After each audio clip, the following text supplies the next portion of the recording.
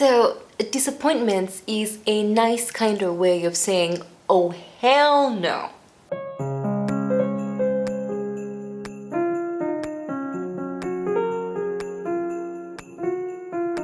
Hi, welcome back and welcome to another Vlogmas video. I'm Fran, this is Fran Nook in the Pages, and today I'm going to share with you what were my disappointments of 2021.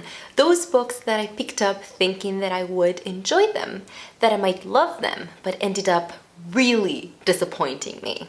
I'm not gonna be super kind because I didn't like these books for different reasons, and that's on that. Before we begin, a quick reminder to subscribe to my channel if you haven't, to like and share this video, click on the bell icon if you want to get notified whenever I upload a new video. You can follow me on social media, befriend me on Goodreads, and I have a Ko-fi account, which is a digital tipping service. You will find all this information in the description down below. And now let's start with the mess. I'm gonna go in chronological order, so I am going to start with American Royals by Katharine McGee. Now, when this book first came out, I wasn't quite convinced because I wasn't particularly interested in the plot. But then I kind of binge listened to the audiobooks of the 1000th Floor series by Katharine McGee, and I really loved that series.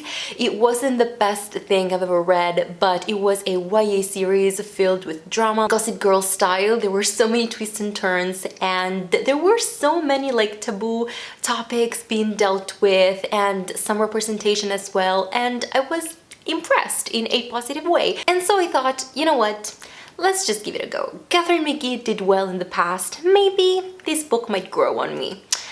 It didn't. Spoiler alert, it didn't. This is basically what would happen if George Washington was crowned king, and so you would have monarchy instead of democracy in the United States. Now, putting that dispute aside, because someone could argue, I really didn't like this book. First of all, what really bothered me on a deeper level was that the representation was done in such a shitty, terrible way. And it made me think, I don't know how you did it in your previous trilogy, because here you didn't do any research. It sucks. If you don't know what you're talking about, just don't talk about it. It's better than what you did in this book. And I was really excited about it because there were two moms. I would have loved that if it had been done well. Also, I didn't really care about anyone, about any character, all the couples that were being forced together, all the relationships. I was like, gosh, this is so boring, this is so predictable, this has been seen before so many times, and I say that as someone who doesn't read a lot of these books, royal princesses, that kind of thing, books. So just no. And the first line on my review on Goodreads literally says, who's gonna give me these 12 hours back? Because I listened to the audiobook and it's just the narrator was good. I'm gonna save her because she does not deserve this, but the book was shit. Next on this list, and I feel like this is a very popular opinion, it's just my opinion, that's what it is, The Henna Wars by Adiba Jairgirdar. I want to preface what I'm about to say by acknowledging that we need more books where you have intersectionality, where you feature people of color, and where you feature people of color that are also gay or belong to the LGBT community. We need more of that. There's all of that in this book. That's great. That being said, I found the characters in this book so immature. All the dialogues felt forced. I didn't see the chemistry between the two girls who were falling in love with each other. I think maybe the author was going for an enemies to lovers dynamic, but I didn't see that. I just saw two strangers meeting and falling in love for no apparent reason whatsoever. I didn't see it. I didn't see the chemistry. The theme of this book was definitely an important one. The message underlying the story was an important one because this book talks about cultural appropriation. We have these two characters who go to the same school and they have to do a business project for a class, and they both decide to start a henna business, but only our main character Nishat is Bengali, while the other girl Flavia, I think think she's Latina, and so henna is not part of her culture, but she still creates this business because she's a good artist. Again, that's good, that's an important discussion to have, but the book as a whole did not work for me at all. I didn't like any of the characters. Only the two main characters, Nishat and Flavia, were fleshed out in a deeper way, like going just a little bit beyond surface level. All the other characters were just there in the background, and their presence was only to serve a purpose, to like communicate a specific message or to help or antagonize the main character, and everything else felt forced just to push the story forward and to make everything come together, but in a natural, forced way.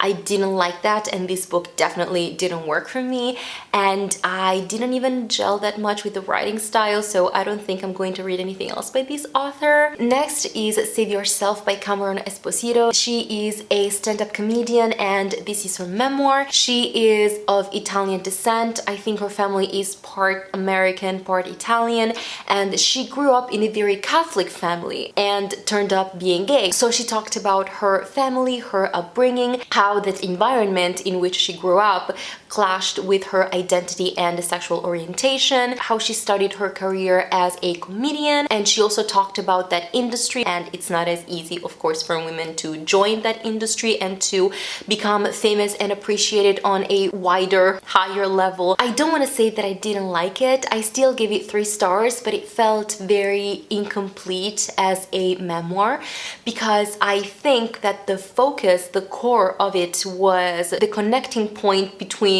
her upbringing and her identity, how these two dimensions that seem so far from each other could be reconciliated in a way. Also because it says so in the blurb of the book. It is a book of essays that tackle the big issues explored in her comedy, including gender, sexuality, and feminism, and how her Catholic childhood prepared her for a career as an outspoken lesbian comedian in the ways the Pope never could have imagined. As the author, or you know, the marketing people behind this book, they really pushed that part of the book, and I feel like she doesn't really come to any conclusion throughout her memoir. She doesn't really figure out what her stance, what her beliefs are, and you could feel that the memoir was lacking that coming to a realization moment that other memoirs have. It might be because she's still young, and that's a problem that you might have with memoirs written by younger people, that they feel, of course, incomplete. It was a disappointment for me because I really like her comedy and I was expecting something more from this memoir. Then, of course, a book that couldn't have been absent from this video is A Woman Is No Man by Etaf Rum.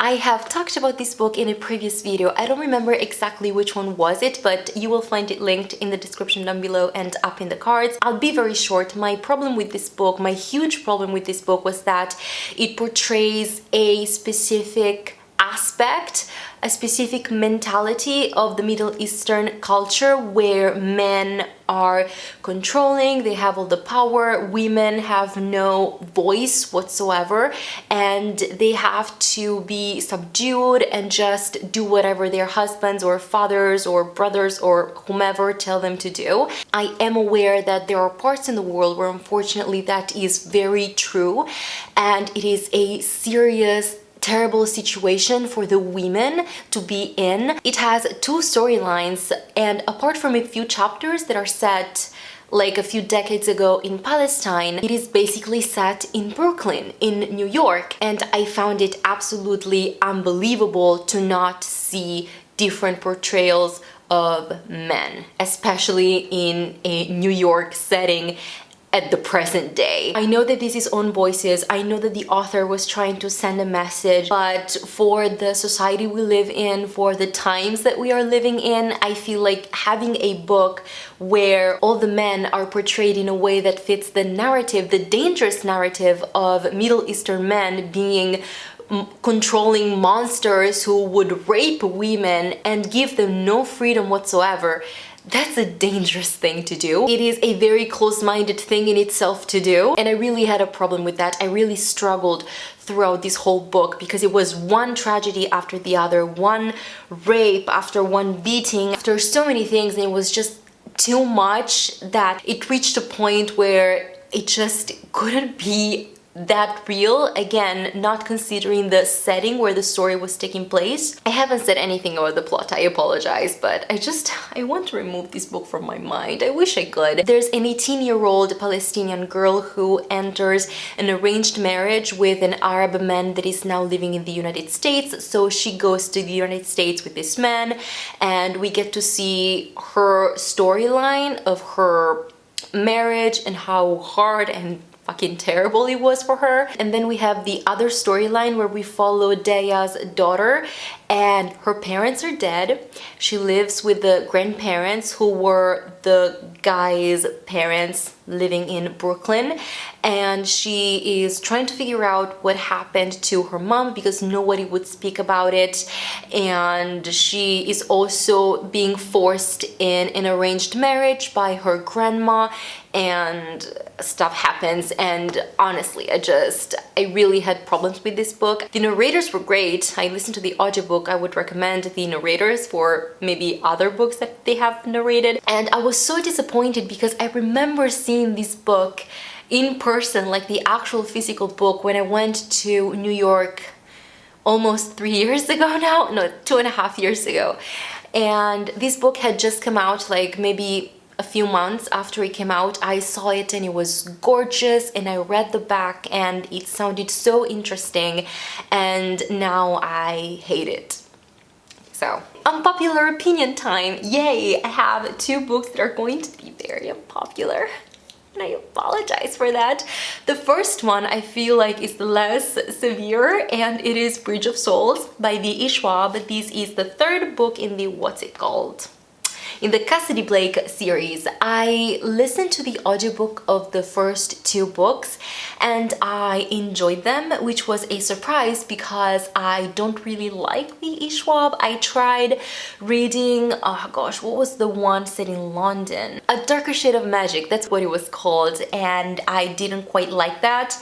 And then I tried with something else, I don't remember what it was, but I didn't like it, and then I just gave Cassidy Blake a try because the sample of the audiobook I liked, and the first 2 books were okay. This one was so boring. Maybe it was the setting in New Orleans, maybe it was the story that felt like it was dragging without really going anywhere. I mean, it should have been interesting. There was a secret society. I should have loved it, but I didn't. It was very, very boring. I don't think I'm going to go on with this series. I feel like it's time I give up with V.E. Schwab. And the other one, and this one is going to be extremely unpopular, and please don't unsubscribe. But it is One Last Stop by Casey McQuiston. Now, I read and absolutely adored Red, White, and Royal Blue. It was my favorite book of the year in the year that I read it. I think it was 2 years ago or something. I think I even read it before it came out. I think I might have been approved on NetGalley for it, if I'm not mistaken. Anyways, I absolutely adored it. I was truly convinced that Casey McQuiston could do no wrong for me, and I still enjoyed this one, okay? I still did. I gave it 4 stars back when I rated it. I'm thinking of bumping it down to 3.5 though, if not 3 stars, because hear me out. I devoured it. I listened to the audiobook. I couldn't stop listening. I liked the secondary characters, but considering how much I should have loved this book, I really didn't. We have a sapphic love story, so that's already a great starting point for me. We have a newfound family, which is a trope that I love. We have a love story that should be one of those sweeping love stories that defies all limits of time and space, and it is so deep and magnetic, and you have chemistry and sparks flying, and you can't keep your hands to yourself, that kind of thing. And it didn't work for me. I felt really detached from the characters, from the main character in particular, August. She falls in love with a stranger. It's a insta-love kind of situation where she meets this girl on the subway and she just falls in love with her, and almost every time that she takes the subway, this girl is there and they talk, and then she realizes that this girl has been trapped from the 60s in that subway. And so at first that's an obstacle, and then they try to figure out how they could free her so they can be together and all of that. I didn't really care. Also, Jane, the girl that August falls in love with, I couldn't really connect with her. She felt so distant and unapproachable and unscrutable, but in a negative way. I don't know, I didn't see it. I wasn't swept off by the romance, and that's all I wanted from this book, to love an epic sapphic love story, and I didn't get that, and I was so sad and disappointed when I reached the end. There were aspects of the book that I really loved, the sense of community, the pancake thing, you know what I'm talking about if you've read the book, but all the rest, I was just very disappointed. Again, it wasn't terrible. I still give it 3.5 stars, whatever, but my expectations were so high and I wanted to love it with my whole being. I was ready for it to be my favorite, my absolute favorite of the year, and it was none of that. It didn't even come close, and that in itself was so disappointing for me. Come Cacophony by Jessica Khoury. This is a novella that takes place before, what's the name of the first one? The Mystery School of Musicraft, and we have our main protagonist Amelia, who goes to a sports summer camp, and she hates sport. All she wanted to do that summer was train and practice her flute for an audition that she has at the Music School of Musicraft? The Mystery School of Musicraft. And then at one point she and the other students at this camp start getting attacked by the sports equipment, and they have to use music to stop this spell, enchantment, whatever. This was just 52 minutes long, so it wasn't too long, but even the first book, I wasn't that much in love with the story, but I loved the audiobook experience because she plays an instrument, she goes to a school of musicraft, so there is an orchestra, like a full-fledged orchestra playing so many times and so many different kinds of music throughout the audiobook, and it was so incredible to listen to the orchestra playing while listening to Susie Jackson narrating the story.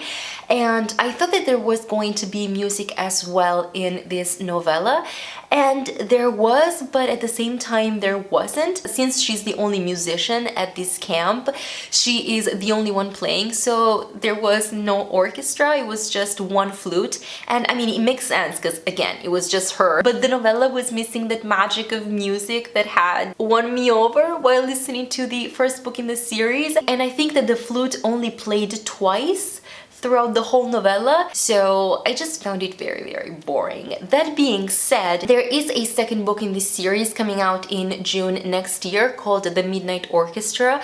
I think I am going to read it, well, I'm going to listen to the audiobook because again, I want to listen to the orchestra playing because it was just fantastic how the music was blended with the story. It was just incredible and I loved it so much, so even if I don't care about the story, I will listen to it just to listen to the orchestra playing. But yeah, I really didn't care for this one. And the last disappointment of 2021, and I'm going to be very quick because again, I talked about this in my November wrap-up, so you will find it linked in the cards and in the description down below, and that is Everybody Else is Perfect by Gabrielle Korn. I listened to the audiobook of this one as well. It was narrated by Gavra Zakman, and I love Gavra Zakman, so this has nothing to do with the narrator. This is another memoir. Gabrielle Korn was the editor-in-chief of of Nylon, which is a famous, I think, I've never heard of it, but it's a famous fashion magazine in the United States, and she became editor-in-chief at a very young age. So she talks about what it was like for her to work in the fashion industry, how it actually is from within, and how that affected her mental health,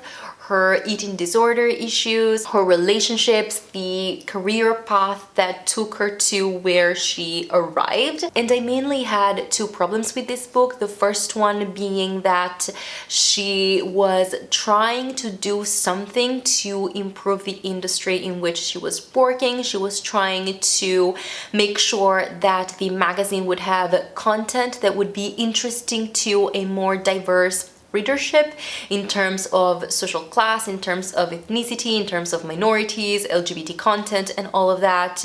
But I don't think she did enough. I think there were many instances where she could have said something, she could have done something, and she chose not to because simply she didn't want to lose her job, because she wanted to earn more money and she liked to be in that position, and it was a position of privilege because she's not a black woman, because her sexual orientation is not apparent unless she decides to share it. So there was that. And another problem was in the way that the content was organized.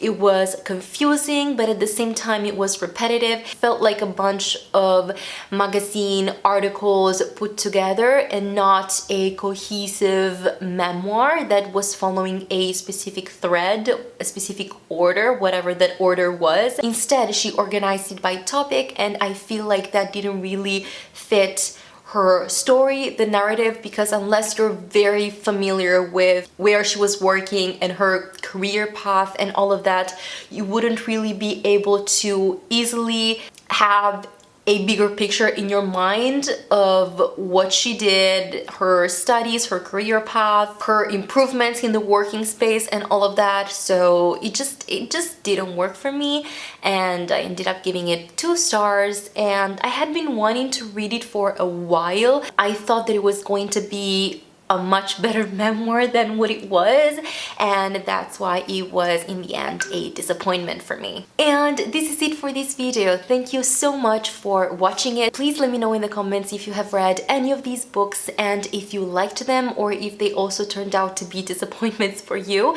And also let me know what books you read in 2021 that turned out to be disappointments, so that I can stay clear of them, if you of course have a valid reason why they were disappointments. Just joking. Thank you so much again for watching this video. I will see you tomorrow with another vlogmas video, but until then, have a good one, take care, and keep reading. Warm hugs.